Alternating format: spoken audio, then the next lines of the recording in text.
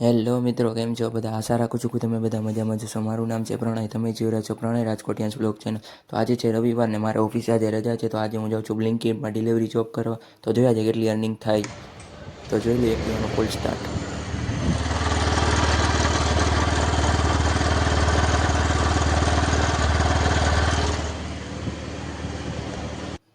તો મિત્રો હું આવી ગયો છું બ્લિંકિટના સ્ટોરે. હવે જોઈએ કેટલા વાગે ઓર્ડર પડે ઈ.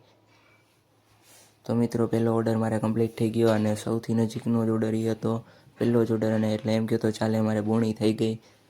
અને મિત્રો વાગી ગયા છે 2 અને હવે 2 થી 4નો 4 સાડા 4 સુધીનો બ્રેક લઈશ અને સાંજે જોઈ કેટલી અર્નિંગ થાય. 2 થી 4:30 સુધીનો તો હું બ્રેક લઉં જ છું. તો મિત્રો હું આવી ગયો છું 6 વાગે બ્લિંકિટે, કેમ કે મારા ઘરે મહેમાન આવ્યા હતા, એટલે પછી હું નીકળી ન શક્યો. એટલે 6 વાગે હું સીધો આવ્યો બ્લિંકિટે અને જોઈ હવે કેટલા ઓર્ડર મને મળે કેટલા.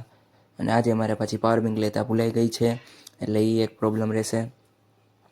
તો મિત્રો મારે 10:15 જ બંધ કરવું પડ્યું બ્લિંકિટ, કેમ કે ફોનમાં હતા 100% અને કંપનીવાળા જ મને સીધો ઓફલાઈન કરી નાખ્યો. બ્લિંકિટ એપ્લિકેશન જ મને ઓફલાઈન કરી નાખ્યો, કામ કરવા જ ન દીધું.